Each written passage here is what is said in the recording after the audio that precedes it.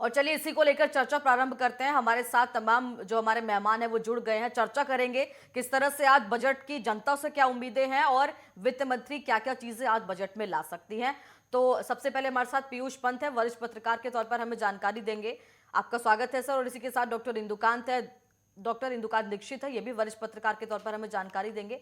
नवेंदु गर्ग हैं, सीए हैं, chartered accountant हैं, आपका भी स्वागत है सर। और इसी के साथ डॉक्टर आलोक सोती भी हमारे साथ हैं, आर्थिक विश्लेषक है। आप सभी का बहुत बहुत धन्यवाद हमारे साथ जुड़ने के लिए। और सबसे पहले दीक्षित जी आपके पास आती हूँ कि आज देखिए ये मोदी सरकार 2.0 का अंतिम पूर्ण बजट हम इसको कह सकते हैं, लेकिन हालांकि ट्रेंड बदला है। पिछले अगर हम बात करेंगे 2019 की, तो कई सारी जो लोक लुभावी जो योजनाएं हैं वो अंतरिम बजट में भी सरकार लेकर आई थी। लेकिन फिर भी इस बजट पर निगाहें हैं, देश की ही नहीं बल्कि अंतर्राष्ट्रीय स्तर पर भी प्रधानमंत्री के द्वारा कहा गया कि दुनिया की निगाहें इस बजट पर टिकी हैं। कितना महत्वपूर्ण? नमस्कार विशाखा जी। जी। हमारे सभी सहयोगी पैनलिस्ट को नमस्कार। आज का दिन भारत के लोकतंत्र में बहुत महत्वपूर्ण माना जाता है और खास तौर से इस वर्ष का ये बजट का दिन बहुत ही महत्वपूर्ण है, क्योंकि जैसा आपने कहा कि मोदी 2.0 का ये अंतिम पूरा प्रॉपर बजट है। जी। और चूंकि पिछले कई वर्षों से बहुत ज़्यादा लोक लुभावनी चीज़ें बजट में नहीं की गई हैं मोदी गवर्नमेंट के द्वारा, तो कई सेक्शंस को, खासतौर से मध्यम वर्ग को, जिनको इनकम टैक्स से बहुत लेना देना होता है, सैलरीड क्लास के लोगों को, इनको, किसानों को, युवाओं को, जिनको बेरोजगारी का दर काफ़ी पूरे देश में अभी इस समय है, उन सभी लोगों को इससे काफ़ी उम्मीदें हैं, क्योंकि लोगों को ये मानना है कि अगर इस सरकार को कुछ सॉप्स देने, जो कहते हैं कि कुछ लोक लुभावन चीजें देनी है विभिन्न वर्गों को, तो ये उनके पास अंतिम अवसर है। और ये अंतिम एक उम्मीद की किरण भी है इन वर्गों के लिए कि अगर सरकार को कुछ देना है उनको चुनाव के पहले, तो इससे बेहतर उनको उम्मीद का कोई अवसर नहीं होगा। अब देखिए बड़ी बात क्या है, जो इकोनॉमिक सर्वे कल पेश किया चीफ इकोनॉमिक एडवाइजर ने, नगेश साहब ने, उसमें जो इंडिकेटर्स हैं वो ये बताते हैं कि दुनिया की तुलना में हमारी अर्थव्यवस्था काफी रिकवरी के मोड में है। और एक बहुत बड़ी बात उन्होंने कहा अलग से, विशाखा जी, वो ये कहा कि जो पैंडेमिक से हमारी लड़ाई चल रही थी अर्थव्यवस्था की, वो दौर अब खत्म हो गया है। अब हमारे रिवाइवल का दौर शुरू हो रहा है। अब इस रिवाइवल के दौर में इकोनॉमी कैसे काम करेगी, क्योंकि देखिए दुनिया में तीन फैक्टर्स को उन्होंने बताया है कि बड़ा जिसका इम्पैक्ट पड़ा इकोनॉमी पे पूरी दुनिया में और भारत में खास तौर से। एक जो पैंडेमिक था, उससे दो तीन साल निकले सभी देश के, दुनिया के बड़े बड़े अर्थव्यवस्थाओं को बहुत गंभीर संकट का सामना करना पड़ा। दूसरा बहुत बड़ा मामला है यूक्रेन और रूस के वार का। और तीसरा उन्होंने कहा है कि जो इकोनॉमिक सर्वे में कल आया है उसका इम्पैक्ट शायद देखने को मिलेगा, उसी ढंग के मेजर्स हमारे आज के बजट में लेने की उम्मीद है अपनी मिनिस्टर निर्मला सीतारमण के द्वारा। तीसरा बड़ा इम्पैक्ट है जो दुनिया का, जो अमेरिकन बैंक्स है, फेडरल है, उसने कई ऐसे बड़े कदम लिए जिससे कि मुद्रास्फीति को कंट्रोल किया जा सके। कई बार इंटरवेंशन उसका आया। जो उनका इंटरवेंशन आता है तो चूंकि पूरी दुनिया की इकोनॉमी जुड़ी है, इंटर रिलेटेड है बड़े देशों की, तो उसके कारण आपने देखा होगा कि पिछले वर्ष रिजर्व बैंक ऑफ इंडिया ने भी कई बार इंटरवेंशन किए और कई स्टेप्स लिए। तो चीफ इकोनॉमिक एडवाइजर्स का यह भी मानना है कि इस बार अब उतने इंटरवेंशन शायद आरबीआई को नहीं करने पड़ेंगे, क्योंकि अपनी अर्थव्यवस्था धीरे धीरे पटरी पे आ चुकी है। इसलिए ये उम्मीद की जा सकती है कि कई सेक्टर्स में कुछ बड़ी घोषणाएं, खासतौर से इनकम टैक्स के स्लैब्स को लेकर के, रोजगार को लेकर के, एमएसएमई को लेकर के कुछ बड़ी घोषणाएं आ सकती हैं, ऐसा विश्वास है जी। ठीक है। डॉक्टर आलोक जी आपके पास पहुंचती हूँ कि देखिए जब हम देश की आर्थिक सेहत की बात कर रहे हैं, कई सारे जो पॉजिटिव इंडिकेशन है वो आईएमएफ की रिपोर्ट से मिले हैं। कल जब आर्थिकी सर्वे जो रिपोर्ट है वो वित्त मंत्री की तरफ से रखी गई, वहां से भी मिले हैं कि हमारी जो इस बार हम कह सकते हैं कि जो जीडीपी दर है वो कहीं अच्छी रह सकती है, लेकिन उसको मेंटेन कर पाना कहीं ना कहीं सरकार के सामने भी चुनौती होगी। तो इस बजट से क्या कुछ उम्मीदें आर्थिकी के हिसाब से अगर हम देखें, देश की आर्थिक सेहत के हिसाब से देखें, क्या चीजें आप लोग एक्सपेक्ट कर रहे हैं कि होनी चाहिए बजट के अंदर? जी, बिल्कुल सही कह रहे हैं। जैसा कि अभी हमारे पूर्व प्रवक्ता ने आपको बताया कि अब हम लोग पैंडेमिक से निकल चुके हैं, तो सारा फ़ोकस होगा कि जो हमारा जो मिडल क्लास है या लोअर क्लास है, उसको जो उसका अपलिफ्टमेंट होना ज़रूरी है। हम्म, तो अगर इंडस्ट्री में देखें तो 3 प्रकार की इंडस्ट्री होती है, एक हैवी इंडस्ट्री होती है और अगर एमएसएमई की बात करें, तो हम्म, इसमें जो माइक्रो लेवल की जो इंडस्ट्री है, जी उसको आपको सर्वाइव कराना है, उसको आपको ऊपर लेकर जाना है। तो उसके लिए भी काम करना पड़ेगा और दूसरी बात आप देख रहे हैं किसानों का क्योंकि दाम बढ़ने से आपका डीजल बढ़ने से पेस्टिसाइड के दाम बढ़ने से लागत जो थी वो बढ़ने लगी थी तो ऐसे उसमें किसान को अपना मूल्य नहीं मिल पा रहा था तो उनके लिए भी काम करना जो छोटे और मझले किसान हैं उनको भी सर्वाइव कराना बहुत जरूरी है क्योंकि आप देख रहे थे जिस तरीके से हम लोग के यहाँ अपने खाने के लिए फूड सफिशिएंसी थी इसलिए हम लोग को कोरोना का कोई असर नहीं दिखाई पड़ा जी और चुनाव पे भी आपने देखा उत्तर प्रदेश जो कि देश का सबसे बड़ा चुनाव क्षेत्र है, उसमें भी सिर्फ इस बात पे लगाया गया था चुनाव की मुफ्त राशन और सख्त शासन और आप जीत गए थे, बाकी डेवलपमेंट आपने नहीं देखा था। लेकिन इसका मतलब ये नहीं कि हम लोग डेवलपमेंट को इग्नोर कर सकते हैं। इस समय बेरोजगारी, महंगाई 2 बड़ी समस्याएँ हैं, जिसके लिए आपने देखा है कि आरबीआई ने कैप लगा-लगा के लोगों के पास पैसा कम किया जिससे वो परचेजिंग पावर कम हो जाए, खरीद ना पाए और महंगाई जो है वो सीमित रहे। लेकिन ये एक टेम्परेरी अरेंजमेंट होता है। हम्म, ऐसे में आपका जो रेपो रेट्स है जो मिलता है जिस रेपो रेट पे बैंकों को पैसा मिलता है आरबीआई ने बढ़ाया उसको कम करना चाहिए ताकि कम मिले और लोन में जो इंटरेस्ट बढ़ गया है लोगों का वो कम होना चाहिए जिससे कि आम आदमी जो इस समय जैसे कि अभी बताया गया है और ये बात भी एक्सपेक्ट कर रहे हैं पूरा हिंदुस्तान देख रहा है कि जो सैलरी क्लास है उसकी जो इनकम टैक्स की लिमिट है वो उस हिसाब से नहीं बढ़ रही जिस हिसाब से महंगाई बढ़ रही तो इस बार बड़ी उम्मीद है कि इस बार इनकम टैक्स की लिमिट भी बढ़ना चाहिए जिससे शहर में रहने वाले जो 8.5 करोड़ लोग हैं जो इनकम टैक्स देते हैं जिसमें ज्यादातर पहली ही स्लैब में आते हैं इन जी लोगों को फायदा पहुंचना चाहिए तो हम्म, कुल मिला के ये बजट किसानों के लिए और छोटे मझोले उद्योग के लिए और सैली क्लास के लिए होना चाहिए तभी शायद ये हिम्मत कर पा रहे हैं कि हम जाएंगे और 50 शहरों में जाएंगे और कॉन्फ्रेंस करेंगे हम्म, क्योंकि वहां पे मासेस यही बिल्कुल रहेगा ये उनके ये सवालों एक का बहुत अच्छी जवाब चीज देना सर बहुत आपने कही मुश्किल है होगा कि कुछ होगा बताने के लिए, तभी जो इतना बड़ा कैंपेन है वो बीजेपी की तरफ से डिसाइड भी किया गया है। बहुत सारी चीजें हैं जनता के सामने रखने के लिए। चलिए ठीक है पीयूष जी, मैं आपके पास आती हूँ कि बात अगर हम विपक्ष के नजरिए से देखें तो देखिए कई सारी चीजें विपक्ष की भी फिलहाल हावी दिख रही है। एक तो महंगाई का मुद्दा है, लंबे समय से चल रहा है। बेरोजगारी का मुद्दा है, वो लंबे समय से चल रहा है, चाहे पेट्रोल डीजल सीएनजी को लेकर हम बात करें। और एक दूसरा जो भी हाल ही में अडानी को लेकर जो रिपोर्ट आई है उस पर भी विपक्ष लगातार सवाल खड़े कर रहा है। और तमाम चीजें फिलहाल विपक्ष की तरफ से की जा रही है। सदन के अंदर बजट के बाद जो स्थिति होगी उसमें विपक्ष की क्या क्या चीजें जो है वो उठाई जा सकती हैं? पीयूष जी।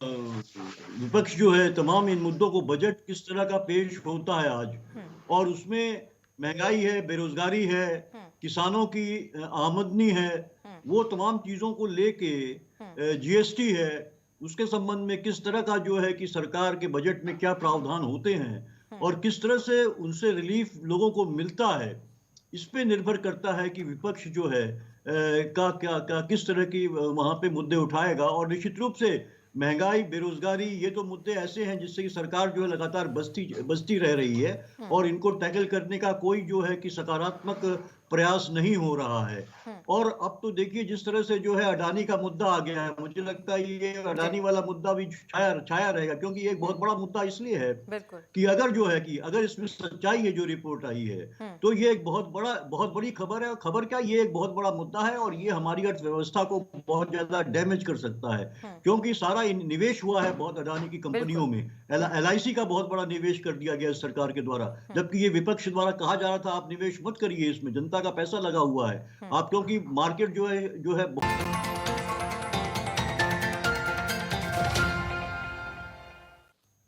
और चलिए ब्रेक के बाद आप सभी का एक बार फिर से स्वागत है। शुरुआत करते हैं और इस समय बजट को लेकर वित्त मंत्री निर्मला सीतारमण सदन में पहुंच चुकी है। साथ ही बजट से पहले कैबिनेट की बैठक होगी।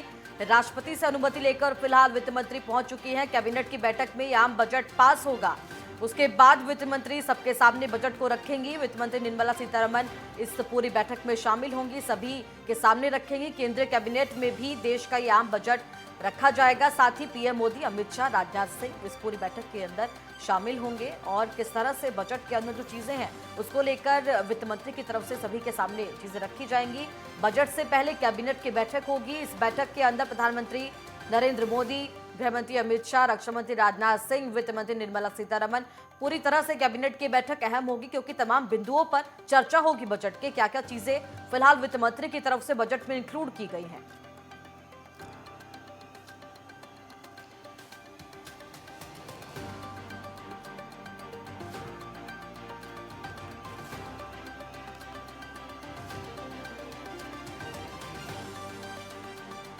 और फिलहाल बजट को लेकर चर्चा हमारी लगातार जारी है। फिलहाल हमारे साथ अर्थशास्त्री दिनेश सक्सेना भी जुड़ गए हैं, जानकारी उनसे भी लेंगे क्योंकि देखिए अब से कुछ ही देर बाद लगभग 1 घंटे से कम का अब समय बचा है कि जब वित्त मंत्री रखेंगी बजट को सबके सामने। दिनेश जी, आपसे मेरा सवाल ये रहेगा कि देखिए ओल्ड पेंशन स्कीम की बात कर रही है सरकार, इससे पहले लगातार विपक्ष की तरफ से मुद्दे उठाते जाते रहे हैं और साथ ही बात अगर हम कर रहे हैं रियल एस्टेट की या फिर हम कहें कि अगर हम देखें कि जो स्टार्टअप्स को बढ़ावा देने वाली बात है, किसान हो, आम वर्ग हो या फिर आप कहिए तमाम तरीके से चीजें, कैसे सरकार सबको मेंटेन करते हुए इस बजट में चाहेगी कि हर एक वर्ग के लिए कुछ ना कुछ हो बजट पे अंदर?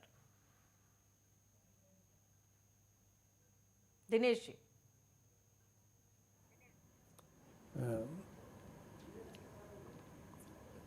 हेलो जी, आपकी आवाज आ रही है हेलो सर। आप, मेरा सवाल आपसे ये है कि विपक्ष सर लगातार ये मुद्दे उठा रहा है, किसान हो, आम वर्ग हो और जितनी योजनाएं सरकार की हैं, जो जन कल्याणकारी योजनाएं अब तक चलाई हैं सरकार ने, क्या उनका दायरा इस बजट के अंदर बढ़ाया जा सकता है?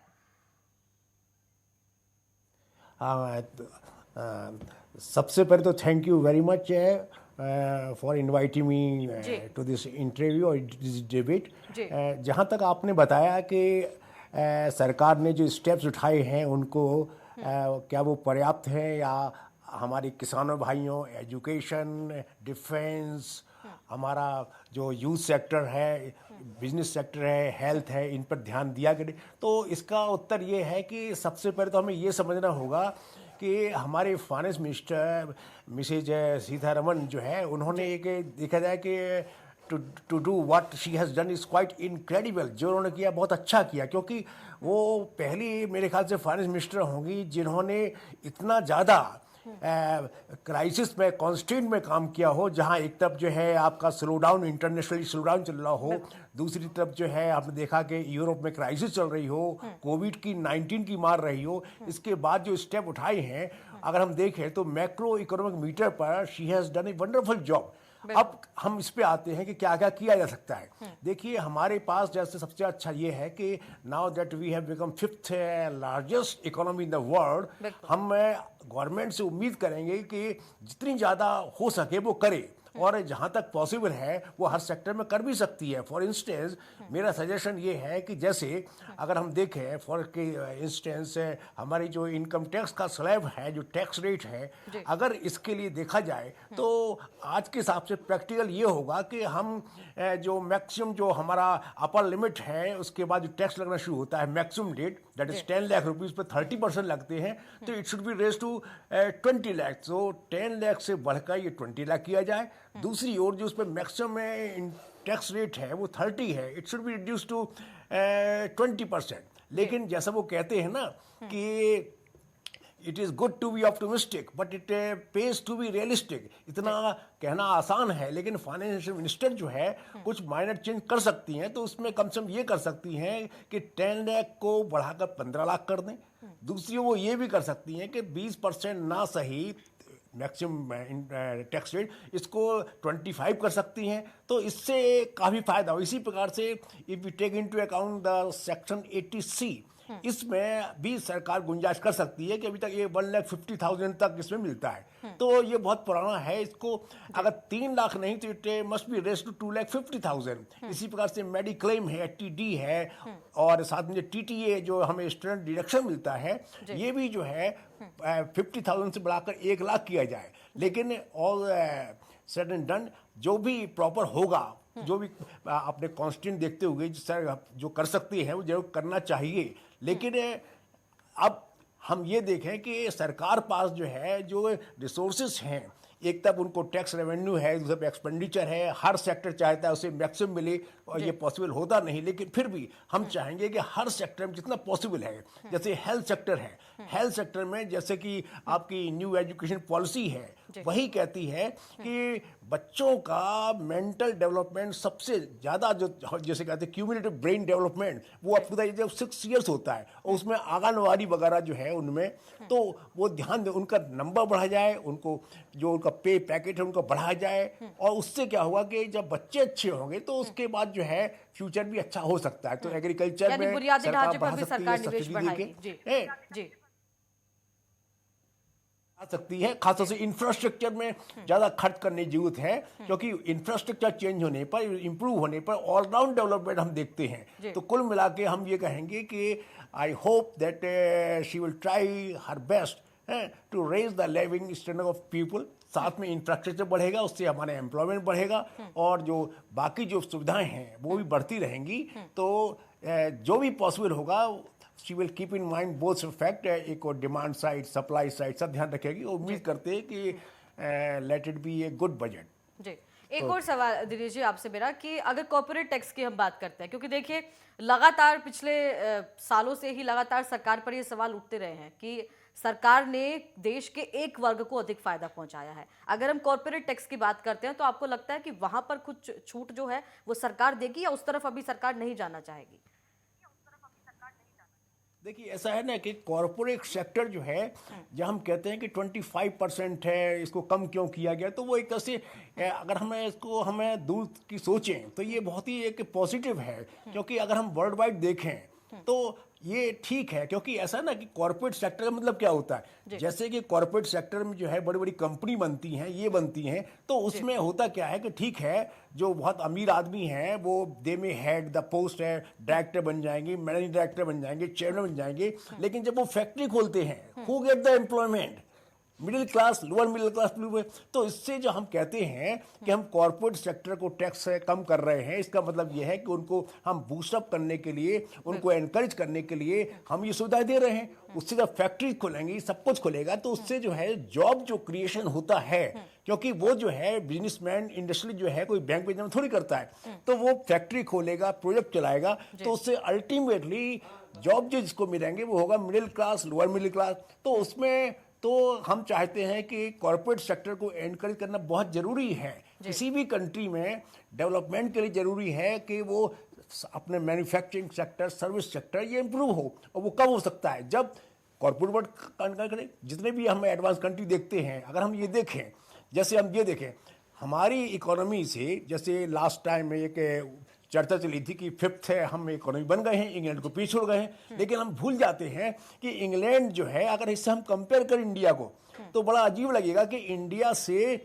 उसकी पॉपुलेशन, हमारी पॉपुलेशन से 20 गुना है। दिनेश जी, ठीक है सर, आपसे मैं जानकारी लेती रहूंगी। फिलहाल एक और बड़ी खबर हम दर्शकों तक दे देते हैं। बजट के दिन आपको बता दें कि तेजी के साथ फिलहाल बम्पर तौर पर बाजार खुला है। बजट के पहले 60,000 ही हुआ है सेंसेक्स। आपको बता दें बैंकिंग स्टॉक्स में भी जबरदस्त एक्शन देखने को मिला है। इसी के साथ एसबीआई ने एमसीएलआर में 10 बेसिस पॉइंट्स की बढ़ोतरी की है। ये तमाम चीजें आज बजट से पहले बाजार में देखी गई है। साथ ही एमसीएलआर बढ़कर 8.40% हो गया है। बजट के अंदर ये उछाल फिलहाल देखा गया है। बजट से पहले बाजार के अंदर जिस तरह से ये तमाम चीजें देखी गई है, तो बैंकिंग स्टॉक्स में इस समय जबरदस्त एक्शन हुआ है। साथ ही ये एक बड़ा हम कह सकते हैं कि यहाँ पर एक्शन देखने को मिला है कि एमसीएलआर के अंदर 8.4% फिलहाल बढ़कर एमसीआर हो गया है। साथ ही आपको बता दें कि ये बजट से पहले की बम्पर तेजी बाजार की कुछ पॉजिटिव इंडिकेशन जाहिर तौर पर दे रही है और बजट से पहले 60,000 ही सेंसेक्स हो गया है। ये एक अच्छे यहाँ पर हम कह सकते हैं कि आसार लगाए जा सकते हैं कि किस तरह से बाजार को उम्मीदें हैं बजट से, कितनी उम्मीदें हैं, ये बढ़ोतरी से अंदाजा लगाया जा सकता है।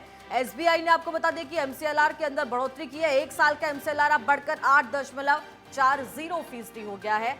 बजट आज आपको बता दें कि बजट से पहले की बाजार की बम्पर तेजी देखी गई है।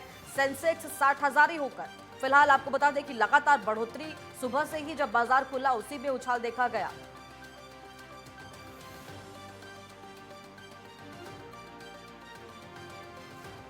और इस समय वित्त मंत्री राष्ट्रपति से इस समय मुलाकात कर रही हैं, उनसे अनुमति लेंगी। बजट को आगे बढ़ाने की आप लाइव तस्वीरें आप इस समय देख रहे हैं, जहां पर आपको बता दें कि वित्त मंत्री की तरफ से राष्ट्रपति से ये मुलाकात है और इसके बाद वित्त मंत्री सीधा सदन में पहुंचेंगी, सभी के सामने बजट को रखेंगी। ये ऐतिहासिक तस्वीरें आप देख रहे हैं। 5वां बजट आज वित्त मंत्री निर्मला सीतारमण का जो वो पेश करेंगी। लगातार पिछले 5 सालों से बजट देख रहे हैं, 5वां बजट उनका होगा और निर्मला सीतारमण का इसको पंच भी कहा जा रहा है कि किस तरह से ये 5वां बजट ऐतिहासिक तौर पर उनके लिए रह सकता है, क्या चीजें वो देश की जनता के लिए इस बजट में ला सकती है।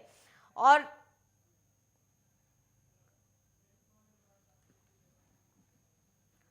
तो इस समय बस अब कुछ ही देर की जो समय है वो बचा है जब वित्त मंत्री सभी के सामने बजट रखेंगी। और अब मैं पैनल के पास वापस चलती हूँ। आलोक जी, आपसे मेरा सवाल रहेगा कि देखिए बाजार में जो बढ़त इस समय देखी गई है, सुबह भी उछाल देखा गया, अभी 60,000 सेंसेक्स हो गया है, तो यानी कि बाजार को भी बहुत सारी उम्मीदें हैं इस बजट से। हाँ, बिल्कुल ठीक कह रही हैं आप। जिस तरीके से दिख रहा है कि जो इंटरेस्ट रेट है वो कम आएगा और कुछ ऐसी पॉलिसीज हैं जो लॉन्ग टर्म बढ़ेगी, जिसका कि असर जो है शेयर मार्केट में पड़ेगा। अभी हमारे एक प्रवक्ता जो हैं बहुत अच्छा बता रहे थे कि किस तरीके से जो है इंडस्ट्रियल रियल एस्टेट में बूम आ सकता है। रियल एस्टेट एक बहुत बड़ा एस्टेट है जिससे कि काफी इन्फ्लुएंस रहता है हमारा शेयर मार्केट। और बैंकिंग के लिए आप जानते हैं कि रेपो रेट जिस तरीके से आरबीआई लगातार बढ़ाता रहा था महंगाई को रोकने के लिए, अब उम्मीद है कि इस बजट में रेपो रेट्स कम होंगे, जिससे कि सस्ती दर पे जो है आम आदमी को लोन मुहैया होगा। तो अगर लोग मकान खरीदने लगेंगे, स्मॉल स्केल अपनी इंडस्ट्री चलाने के लिए उसको अगर पैसा आसानी से मिलना लगेगा, हालांकि मुद्रा लोन करके काफी एक बड़ा लोन है जो बांटती है सरकार, लेकिन उसको और इफेक्टिव तरीके से अगर होने लगेगा तो जाहिर सी बात है जब तक कि मार्केट में पैसा नहीं होगा, लोगों के हाथ में पैसा नहीं होगा, तो वो सामान खरीदेंगे नहीं। सामान नहीं खरीदेंगे तो इकोनॉमी का चक्का कैसे चलेगा।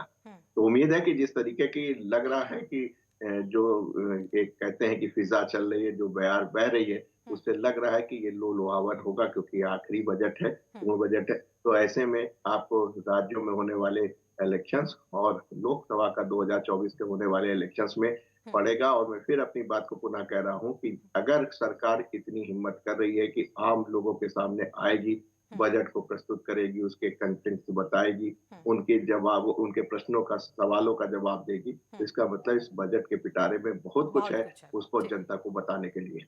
जी ठीक है, नवेंदु जी आपके पास आती हूँ कि देखिए बाजार का क्या इंडिकेशन फिलहाल मिल रहा है बजट से पहले, जिस तरह से सेंसेक्स के अंदर उछाल देखा गया है और लगातार जिन हम कह सकते हैं कि जिन कंपनीज के शेयर काफी लंबे समय से हम कह रहे हैं कि लॉस में जा रहे थे, वो भी आज प्रॉफिट में है। जैसा कि आपने बजट के बारे में चर्चा की, सभी लोगों से हमारी भी बात हो रही है, सभी लोग बजट को लेकर बहुत ज्यादा उत्साहित हैं। सभी सोच रहे हैं कि बजट में अब की बार मैडम बहुत कुछ लाएंगी, सबके लिए बहुत कुछ ना कुछ सबके लिए लाने की कोशिश करेंगी और साथ ही साथ इकोनॉमी को भी बूस्ट करेंगी। शेयर मार्केट का सुबह ओपनिंग जो है वो इस बात का इंडिकेटर है कि बजट में कुछ ना कुछ बहुत अच्छा होने वाला है सभी के लिए, इकोनॉमिक हेल्थ के लिए भी और लोगों की जेब के लिए भी। तो सभी पॉजिटिव हैं, सभी लोग, एटमॉस्फेयर पूरा पॉजिटिव है कि बजट बहुत ही अच्छा आने वाला है। ठीक है, फिलहाल मैं पंत जी के पास चलती हूँ। देखिए बात अगर हम कर रहे हैं ओवरऑल जो जानकारी दे रहे हैं वो तो हमारे अर्थशास्त्री हमें बता ही रहे हैं। अगर हम पंत जी देखें विपक्ष के नजरिए से, क्योंकि लगातार मैं सवाल आपसे पूछ रही हूँ कि देखिए एक तो अडानी का मुद्दा इस बार सदन में गूंजेगा बजट के बाद, ठीक है, दूसरा जो हमने देखा है महंगाई बेरोजगारी का मुद्दे, सरकार विपक्ष को कितना हम कह सकते हैं कि विपक्ष घेरने में कारागार साबित होगी सरकार को, ये देख रहा हूँ क्योंकि मुद्दे उठना जरूरी है। उम्मीद क्या लगा सकते हैं कि क्या चुनाव को देखते हुए ये बजट चुनावी तौर पर भी महत्वपूर्ण रहने वाला है? देखिए विशाखा जी, निश्चित रूप से चूंकि चुनाव है अगले साल 2024 में और चुनाव के पहले का ये अंतिम बजट है, तो निश्चित रूप से उम्मीदें हैं और ये उम्मीद लगाई जा रही है कि शायद ये जो है प्रो पीपल बजट रहेगा, क्योंकि सरकार को चुनाव में भी जाना है। हालांकि जो मिनिस्टर ऑफ स्टेट हैं वित्त मंत्रालय के, वो उन्होंने ये कहा चौधरी जी ने कि नहीं, ये जो है कि ये चुनाव के मद्देनजर नहीं होगा, ये ओवरऑल जो इंडियन इकोनॉमी है उसको देखते हुए, उसकी सेहत को देखते हुए, उसकी सेहत को दुरुस्त करने के हिसाब से ये बजट होगा। तो अब देखिए क्या होता है, 11 बजे जब सीतारमण जी पेश करती हैं तो देखा, लेकिन निश्चित रूप से कहीं न कहीं जो है कि चुनाव का दबाव होगा, इसीलिए देखिए जो रूरल सेक्टर है उसको तवज्जो दी जाएगी इसमें, जो मुझे लग रहा है क्योंकि रूरल सेक्टर में किसानों के हालात बहुत गंभीर है। किसान आंदोलन भी हम देख चुके हैं।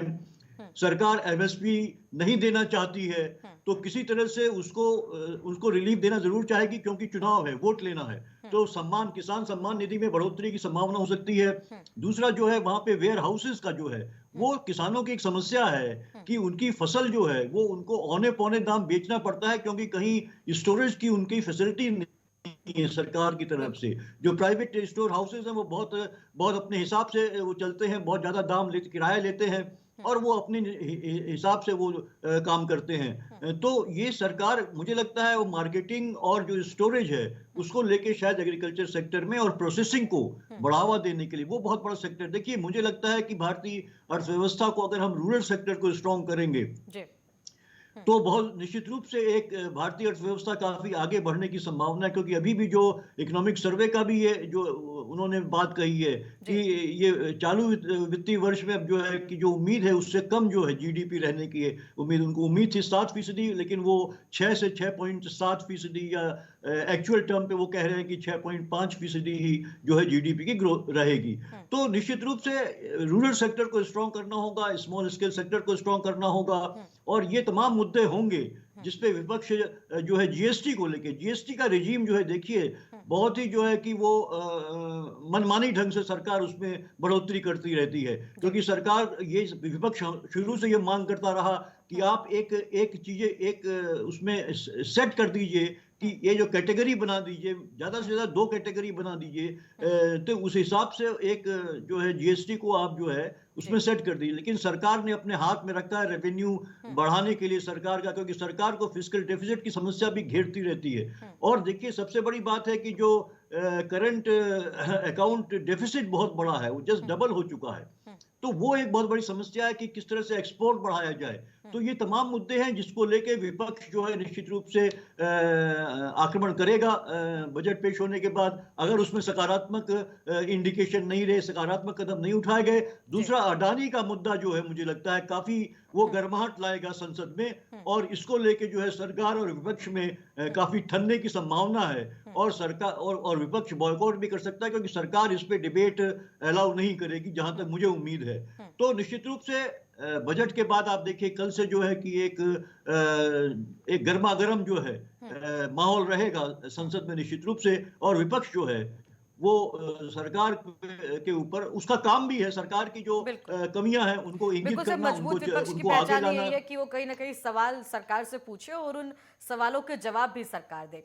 फिलहाल डॉक्टर इंदुकांत जी, मैं आपके पास आती हूँ कि इस बजट के माध्यम से, क्योंकि देखिए सरकार के सामने चुनावी वर्ष में प्रवेश करना है, तो कहीं ना कहीं एक मेजर मास को हम ना कहीं अपने ओर आकर्षित करना या उनको लाभ पहुंचाना, डायरेक्ट और इनडायरेक्ट तौर पर, ये सरकार के सामने अभी तक जो तमाम चीजें सर्वे निकल कर आए हैं उससे ये पता चला है कि जो सरकार के अंदर अब बजट जो फिलहाल पेश करने वाली है उसके अंदर मेजर लोगों को जो इफेक्ट करेगा वो चीजें इंक्लूड की जाएंगी। तो क्या जितनी जन कल्याणकारी योजनाएं हैं, चाहे वो हम ओडीओपी से लगाकर, जो कि केंद्र सरकार के द्वारा अब चलाई जा रही है, वोकल फॉर लोकल है, स्टार्टअप्स को बढ़ावा देने के लिए मेक इन इंडिया है, इन तमाम योजनाओं का दायरा सरकार इस बजट के माध्यम से बढ़ा सकती है। जी विशाखा जी, देखिए बिल्कुल कल्याण के क्षेत्र में जन कल्याण और शिक्षा, स्वास्थ्य, किसान सम्मान निधि, जैसा अभी पीयूष जी कह रहे थे हमारे प्रीवियस स्पीकर, इन क्षेत्रों में सरकार से इस बजट में काफी चीजें करने की उम्मीद है। और देखिए, जैसा अभी आपके अर्थशास्त्री दिनेश सक्सेना जी ने कहा कि किस तरह से पूरी दुनिया में जो मॉनिटरी एक्टिविटीज हुई है, जिस तरह से कंट्रोल करने की कोशिश हुई है, जो आर्थिक इंडिकेटर्स होते हैं, उनमें इस बार इस वित्तीय वर्ष में रिलैक्स करने की चीजें आएंगी, जिससे लोग आपके इन्वेस्ट कर सकेंगे हाउसिंग सेक्टर में, घर खरीद के लिए आगे बढ़ सकेंगे। और 80C की जो बात कर रहे थे आपके कई एक्सपर्ट, ये वास्तविकता है कि 2013-14 के बाद से न तो इनकम टैक्स के स्लैब्स में बदलाव हुआ, न तो 80C में बदलाव हुआ। 80C में 1.5 लाख तक की बचत लोग कर सकते हैं। इसको अगर सरकार बढ़ाएगी या उसके बेनिफिट्स देंगे, या उसके जो प्रिंसिपल होते हैं जो हाउसिंग लोन के, उसमें भी कुछ बदलाव किए जाने की उम्मीद की जा सकती है, क्योंकि बीच में इन्फ्लेशन के कारण तमाम चीजें महंगी हो गई, लेकिन जो बचत का दायरा था जो सैलरीड क्लास के लिए, वो 80 के अंदर 1.5 लाख पे ही स्टिक कर रहा है पिछले लगभग 8 साल से 9 साल से। तो उसमें भी बढ़ाए जाने की उम्मीद है, और हमें लगता है कि जो सजेशन दिया है आपके अर्थशास्त्रियों ने, मिस्टर सक्सेना ने, आलोक जी ने और गर्ग साहब ने, शायद ये 2 लाख तक इस बार सरकार करेगी। और मैं 1-2 चीजें और पॉइंट आउट करना चाहूंगा विशाखा जी। देखिए, जो कल्याण के क्षेत्र में, शिक्षा के क्षेत्र में महिलाओं के लिए जो इन्वेस्टमेंट की बात थी, 2015 के आसपास, 15-16 में, 14-15 में लगभग 3,60,000 करोड़ के आसपास शिक्षा के क्षेत्र में इन्वेस्टमेंट था जो बजट में आता था, और वो आते आते 2021 में लगभग 7.5 लाख करोड़ का इन्वेस्टमेंट है शिक्षा के क्षेत्र में। तो जो एक शिक्षा के क्षेत्र में बात हो रही थी भी आपके यहाँ डिस्कशन में, कि किस तरह से लोगों को बढ़ाया जाए, शिक्षा के क्षेत्र में मजबूत किया जाए, वो आर्थिक क्रांति ला सकती है और हमारे अर्थव्यवस्था को मजबूत कर सकता है। इसके अलावा देखिए, किसानों को लेकर जो बात की जाती है, एक चीज में हमारे में बहुत दोहरा मापदंड है जी। हम किसानों की आर्थिक आय को, आर्थिक स्थिति को बदलना चाहते हैं, लेकिन जब सरकार कुछ नई पहल लेकर आने की कोशिश की, तो किस तरह से आपने देखा कि जो मुख्य विपक्षी पार्टी थी कांग्रेस, जिसने 2019 के चुनाव के एजेंडे में रखा था कि किसान के जो बिल लेकर सरकार लाई थी, उन्हीं चीजों को करने का उन्होंने प्रॉमिस किया था, लेकिन जैसे ही सरकार ये चीज लेकर के आई वास्तव में, तो उसके खिलाफ वो स्वयं सड़क पे किसानों के साथ खड़ी हो गई। और अल्टीमेटली आज क्या हो रहा है कि किसान को जो वो पैदावार करता है, उसको जो दाम मिलता है एक्चुअल, और जो मार्केट में चीजें होती है, जैसे आप आटा देख लीजिए, आज आटा अगर मार्केट में 35 से 45 रुपए केजी बिक रहा है, लेकिन किसान को गेहूं का दाम मिलता है 14 रुपए, 15 रुपए। तो जो बीच का ये जो गैप है वो कहाँ जा रहा है, उसको रोकने के लिए सरकार क्या कदम उठाती है, और किस तरह से सत्ता या पक्ष और विपक्ष दोनों मिलकर कर इसके लिए, किसानों के लिए या मजदूरों के लिए काम कर सकते हैं, ये भी देखने की बात होगी। बिल्कुल। और दीक्षित जी, आपने बिल्कुल सही कहा कि देखिए, वही विपक्ष जो है वो सरकार से सवाल पूछ रहा है कि आप किसानों की आय दोगुनी करने की बात कर रहे थे 2023 तक, तो कहाँ है? और तमाम चीजें देखना होगा बजट में क्या क्या चीजें जवाब दिया जाता है, क्योंकि मोदी सरकार के देखिए रिपोर्ट कार्ड के तौर पर भी इस बजट को देखा जा रहा है। दिनेश जी, आपके पास आती हूँ कि देखिए, 2 चीजों को लेकर हम बात करेंगे, एक तो रेलवे और शिक्षा, दोनों को लेकर बात करते हैं, क्योंकि देखिए रेलवे बजट जहां पहले अलग से पेश होता था, अब इंक्लूड होकर आता है, लेकिन इस बार रेलवे के लिए एक बड़ा यहाँ पर जो पिटारा है वो बजट का खुल सकता है, ये कहा जा रहा है। इससे पहले जो रेलवे की अभी तक जो तमाम चीजें एनालिस्ट के तौर पर देखी गई है, उसमें ये कहा गया कि इस बार बड़े सेक्टर में निवेश रेलवे के अंदर सरकार कर सकती है बजट के माध्यम से।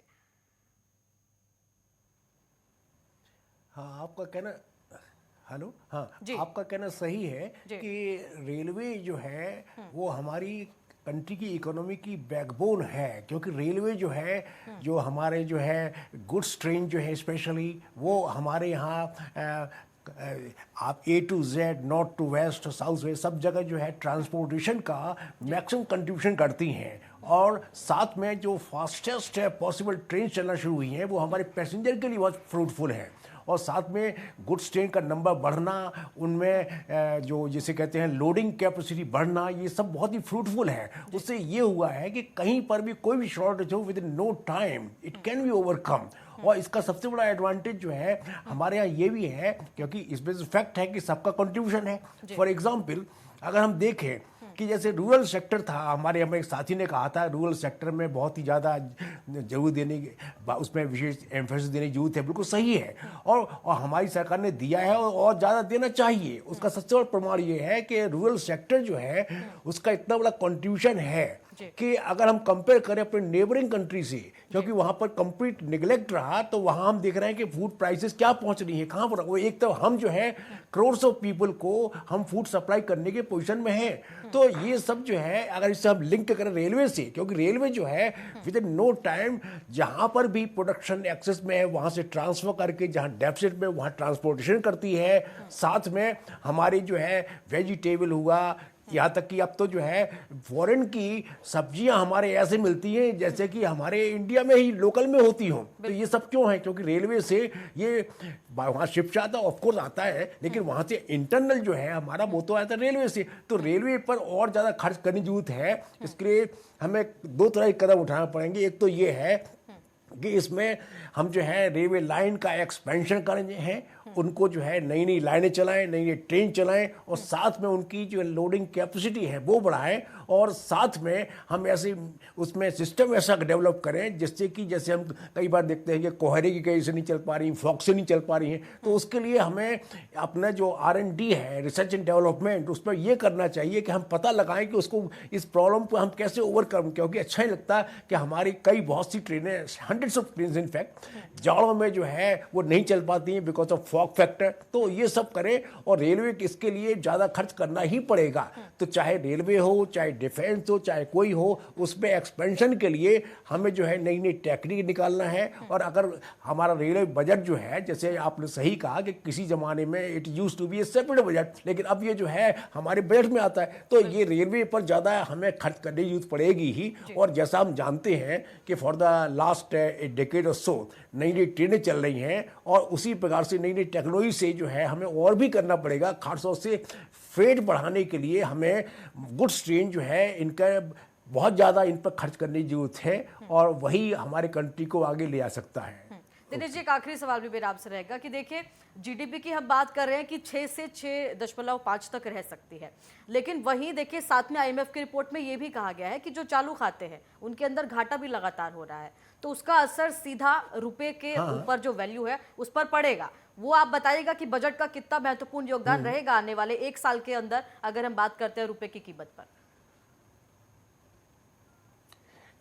देखिए ऐसा होता है कि deficit itself is not bad. सवाल ये, डेफिसिट का मतलब क्या होता है? जितना हमें रेवेन्यू मिल रहा है उससे ज़्यादा हम अगर खर्च करते हैं, दैट अमाउंट्स टू डेफिसिट। अब सवाल ये है कि अगर डेफिसिट जो है इसलिए है कि we are spending lot of money on consumer goods, अगर हम प्रोडक्टिव के लिए करें, अगर हम इंफ्रास्ट्रक्चर को रेज करने के लिए करें, तो ये सही है कि शुरू में अच्छा नहीं लगता, लेकिन इंफ्रास्ट्रक्चर पर हम प्रोडक्टिव यूज पर जब हम खर्च करते हैं तो भले ही डेफिसिट हो जाए शॉर्ट पीरियड में, लेकिन लॉन्ग रन में इट इज गोइंग टू पे अस। तो इसका मतलब ये हुआ कि डेफिसिट, अगर डेफिसिट होता भी है तो हम ये देखें कि डेफिसिट जो है उसका रूट कॉज क्या है। अगर हम चाहते हैं कि इंफ्रास्ट्रक्चर बढ़ना चाहिए, उस पर खर्च कर रहे हैं, उससे डेफिसिट थोड़ा बहुत हो रहा है, तो इट इज मैनेजेबल। लेकिन हम ये देखें कि अनप्रोडक्टिव यूज में के कारण से हमारी डेफिसिट फाइनेंसिंग ना हो, तो ये कहना कि रुपए के कारण जो है हम जो है इसकी वैल्यू जो है उसके हिसाब से देखें कि हमारा जो पूरा ओवरऑल बजट है वो हमारा डेफिसिट ना चला जाए, तो डेफिसिट एक लिमिट के तक रहे ठीक है, और वो भी ध्यान रखेंगे कि प्रोडक्टिव यूज के लिए हो। अब हमारे थोड़ा हमें प्रॉब्लम ये आ रही है कि हमारे सामने जो है टीवी अवेलेबल नहीं है, तो केवल हमें कान से सुनना पड़ रहा है, तो हमें ठीक से सुन नहीं पाते दूसरों की आवाज़ें ना फिर से। लेकिन फिर भी जो सुना उसके हिसाब से मैं कहूँगा कि रेल बजट है तो उसके करना चाहिए। और जहां आपने बताया कि डेफिसिट है, डेफिसिट बजट होना बुरा है, लेकिन एक लिमिट के बाद अगर हम मैनेजेबल लिमिट में रखते हैं और अगर प्रोडक्टिव यूज के लिए होता है वो, तो कोई फायदा नहीं, उससे बहुत फायदे हैं क्योंकि लॉन्ग रन में it will pay us a back.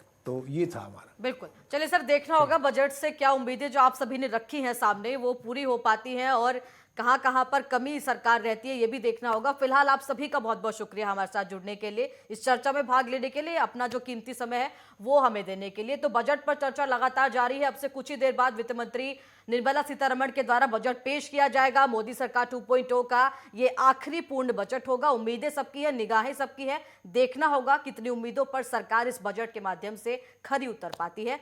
फिलहाल हमें दीजिए इजाजत, एक छोटे से ब्रेक के लिए रुकते हैं, फिर से हाजिर होते हैं।